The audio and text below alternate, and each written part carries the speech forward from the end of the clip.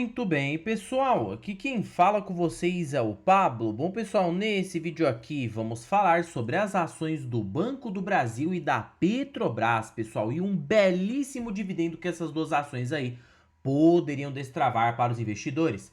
O Banco do Brasil, por exemplo, poderia pagar mais de 1,25 por ação, isso aqui de forma extraordinária, tá? Então já fiquem comigo até o final, já para vocês saberem sobre esse belo provento que o Banco do Brasil pode extravar. E a Petrobras também, idem, poderia pagar aí mais de 1,58 por ação de forma extra. E tudo isso por quê?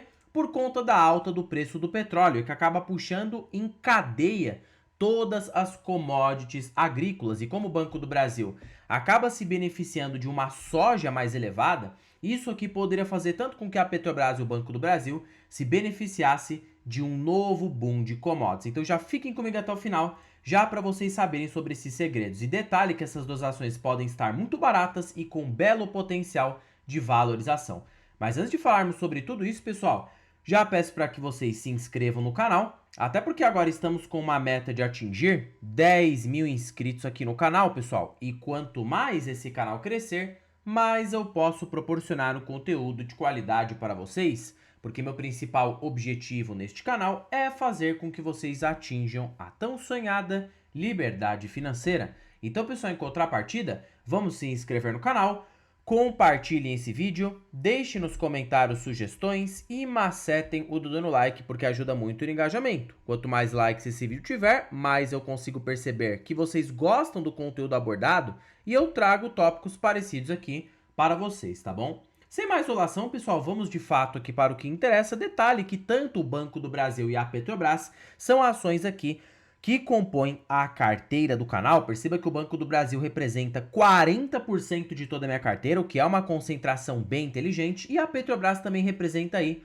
8,12% da carteira total. Ambas somando todas dá quase 50% do meu portfólio total de ações. Eu acredito que as duas estão baratas, por isso que eu tenho uma grande posição e também, né, são boas empresas que pagam aí sistematicamente dividendos para os seus acionistas. Conversando diretamente aqui com o Banco do Brasil, recapitulando o que tem acontecido com o Banco do Brasil nesses últimos tempos, a gente sabe que o banco vem sofrendo aí com a alta da inadimplência no agronegócio, tanto que o lucro do Banco do Brasil aí, né, para o ano de 2025/2026 vai continuar pressionado. E as estimativas do mercado citam que o lucro no ano de 2026 será de 21 a 26 bilhões. O próprio Banco do Brasil deu de 22 a 26 bilhões, mas casas ali como BTG e outras casas de análise projetam 21 bilhões. Eu fico em 24, tá? Por quê, pessoal? Eu acho que o banco vai ficar no meio do caminho. A gente tem aí uma perspectiva de recuperação da rentabilidade do Banco do Brasil a partir do segundo semestre de 2026, quando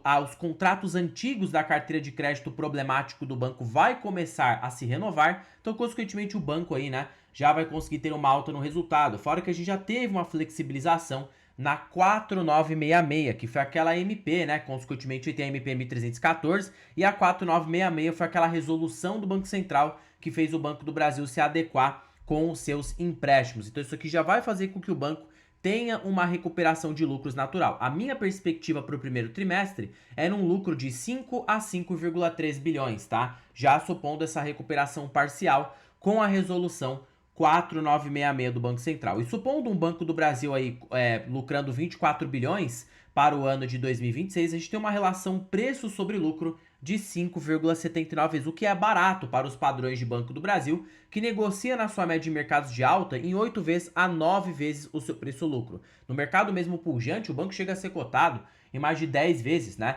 Denotando para nós que hoje aí as ações cotadas a 5,78, o banco poderia se apreciar uns 70% na cotação. E quer ver a recuperação do resultado acontecer aí, que esse PL poderia aí ficar ainda menor, porque o banco tem sim perspectiva de recuperação, principalmente por conta do agro, né? O agro está sendo impactado, então o Banco do Brasil vai ser beneficiado com a retomada do agro. E aí, o que seria um ponto aqui, um trigger, né? Que poderia fazer o agro reagir? Possivelmente a valorização do preço do Brent. Claro, o Brent vem caindo nessas últimas, né? semanas. Pablo, mas o que tem a ver com o Brent? Nos explique, você tá viajando na maionese. Não, pessoal, um Brent mais caro encarece o preço dos fertilizantes, que a soja, por exemplo, é usada para biodiesel. E com fertilizantes mais caros, isso acaba, né, puxando o preço da soja, puxando o preço do algodão, de todas as commodities agrícolas. E quando essas commodities tendem a subir, o agro tende a se beneficiar. E o Banco do Brasil, como é o maior player do agronegócio, pode tirar de letra desse cenário, de uma soja mais cara, de um algodão mais caro, como aconteceu ali no ano de 2022. Perceba que em 2022 teve uma correlação bem parecida, né, com o petróleo e a soja. Perceba aqui que o petróleo se valorizou forte no período por conta de guerra na Ucrânia, né, o petróleo russo foi ali, sofreu essas intervenções, consequentemente, né, a soja acabou aí subindo abruptamente. Isso aqui demora um certo período para chegar no impacto ali no Banco do Brasil. Precisa o produtor rural conseguir ter uma margem mais expressiva. Então isso já pode trazer um alívio para o banco, né? Então, quando a gente coloca aqui também, ó, na própria relação preço sobre valor patrimonial,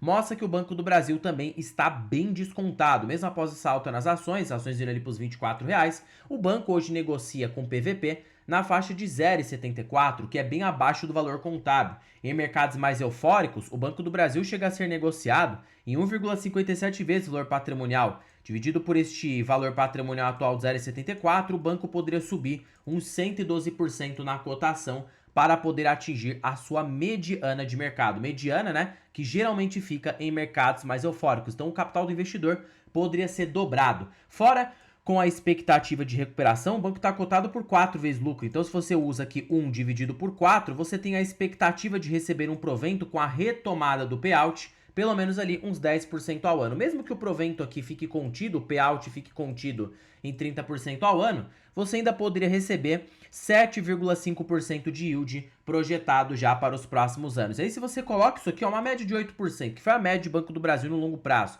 ele cresce a uma taxa, o lucro do Banco do Brasil cresce aí 10,5% ao ano na média. Você coloca aqui 8% ao ano de yield, mais uma taxa de reaplicação, o banco, sem considerar re-rating, reprecificação dos papéis, poderia te gerar 21% ao ano na média. Com a reprecificação, esse retorno pode superar mais de 26% ao ano, que já falei em vídeos anteriores que o Banco do Brasil, desde o Plano Real, já deu retornos aí superiores a 27% ao ano na sua média, tá? E o preço justo da ação também fica muito próximo, né, dos R$50, observando pela lógica do Graham, mostrando que o Banco do Brasil também aí tem esse potencial de se valorizar, principalmente com a recuperação do seu lucro líquido. O preço justo da ação pode ser R$60, que dividido hoje por 24, você tem um potencial de alto de 153% na cotação. Tá bom, pá, mas e esse provento extra? Por que você acha isso? Olha, pessoal, isso aqui é um chute meu, tá? A própria gestão do Banco do Brasil já afirmou que o Banco do Brasil pagaria proventos extraordinários caso a recuperação seja bem sucedida, e quem sabe eles não possam descartar essa tese, né, até 2027. Então, de 2027 diante, com a recuperação do resultado do Banco do Brasil, a gente já pode prever aí, né, consequentemente, um dividendo extraordinário. Eu acredito na faixa de 1,25 a 1,10 por ação, que daria nas cotações atuais um dividendo nesta magnitude, isso aqui sendo um chute, supondo a recuperação, e que o banco pagasse uma reserva de lucro, semelhante ao que faz ali o Itaú Unibanco, que paga ali, né, uma reserva do seu resultado. Você poderia ter um provento extraordinário de 4,4%, mostrando que isso aqui seria um extra para o investidor de longo prazo. Banco do Brasil continua sendo a maior posição da minha carteira, não tenho feito aportes no momento, mas eu acho uma excelente empresa. Vou continuar aqui segurando, porque eu acho que é uma ação que vai me trazer sim um excelente retorno, colocando para médio e longo prazo. Ela consegue trazer tanto um aspecto de empresa barata, boa pagadora de proventos, né? E ainda por cima tem essa vantagem competitiva do agronegócio. É um banco que cresce uma taxa expressiva, mesmo com volatilidade no médio e longo prazo. Agora, tratando-se da Petrobras, pessoal, que também está coligada com o Banco do Brasil nesse sentido de um petróleo mais caro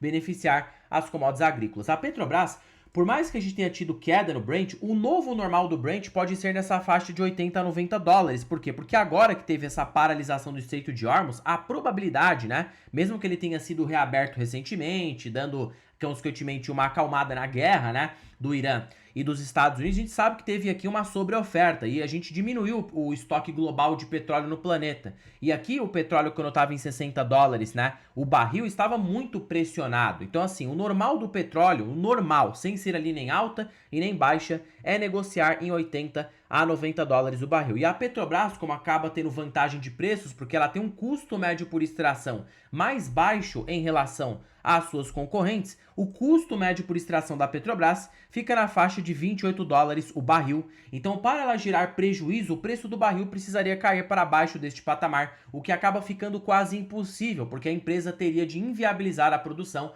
para o petróleo voltar. Então, assim, pessoal, obrigatoriamente, tá? O mercado teria que injetar liquidez se esse cenário acontecer. Isso mostra para nós que um petróleo pujante como agora pode deixar a Petrobras ter um resultado bem expressivo. Fora que a empresa tem uma dívida líquida controlada, consegue ter um retorno sobre capital investido mais elevado do que o normal. Tudo isso aqui, né, beneficiar a Petrobras no médio a longo prazo. E caso o preço do barril fique acima de 45 dólares, a empresa paga um provento mínimo na faixa de 4 bilhões de dólares, né? Que colocando aqui o real, o dólar acabou caindo por conta da alta na bolsa. Então a gente coloca aqui 4,97, que é o dólar atual. Você tem 19 bi em proventos, que no mínimo Petrobras te pagaria nas cotações atuais um provento subtraindo aqui, ó, pelo seu valor de mercado, um provento de pelo menos ali, ó, ela tá valendo a bolsa 660 bilhões, poderia te pagar 3,1% de yield. Para quem pegou Petrobras mais barata, ali nos 30 reais, ela valia na bolsa mais ou menos uns 400 bilhões, você poderia receber um provento de 5% em relação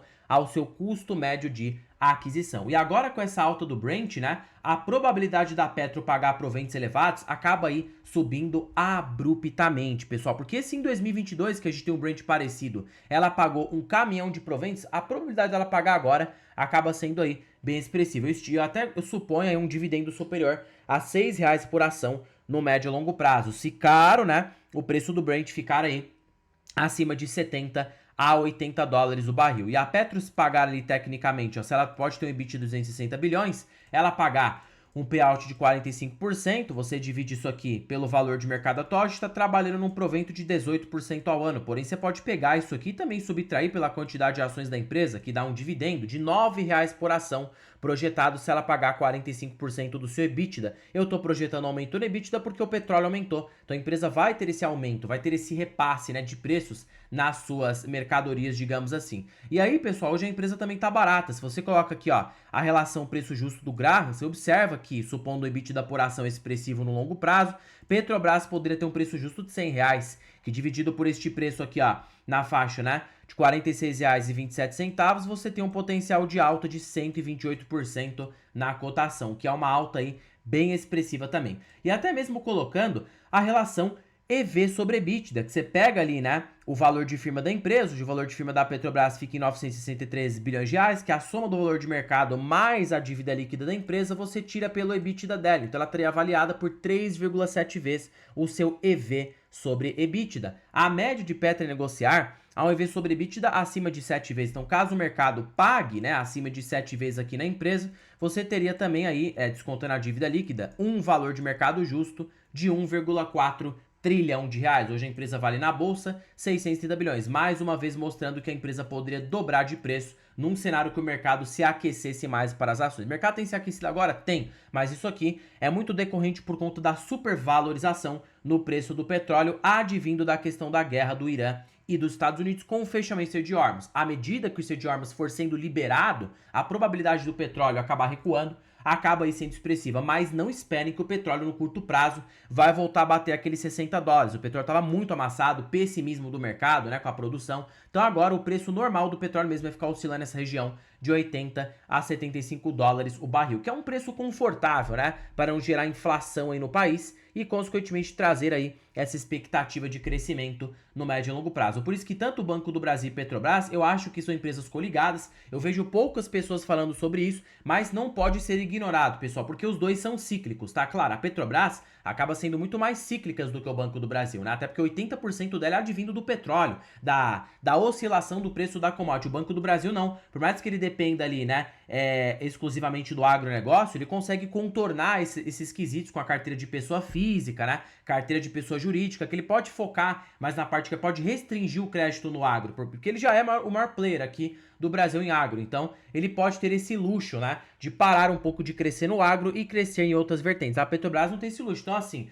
na carteira, por isso que eu prefiro ter uma concentração mais elevada no Banco do Brasil. Por que isso? Porque o Banco do Brasil ele é mais seguro em comparação à Petrobras, né? Ele é cíclico? Ele é, mas ele é menos cíclico do que a Petro. Se fosse colocar em termos de porcentagem de ciclicidade, a Petrobras é uns 30% mais cíclica do que o Banco do Brasil. Ela depende exclusivamente do petróleo. Não há o que ela faça. Se o petróleo cair, ela cai junto. O Banco do Brasil não. Se o agro ficar deprimido, ele pode restringir o crédito e forçar ali, né, outras linhas que ele tem dentro da carteira de crédito dele, como a pessoa física e a pessoa jurídica, como ele tem feito agora. Mas mesmo assim, ambas estão descontadas, acredito num potencial de alta e também aí de bons pagamentos de proventos. E nem tudo são flores, o investidor vai ter que ter paciência porque ambas as duas têm bastante volatilidade. Perceba que quando caem aí forte, tá? Banco do Brasil tem uma volatilidade de 40% de queda, Petrobras idem. Geralmente quando a gente tem um momento de queda nessas ações tende a ser de mais de 40%, né? Então você tem que estar preparado para essas turbulências. Porém, existe a vantagem.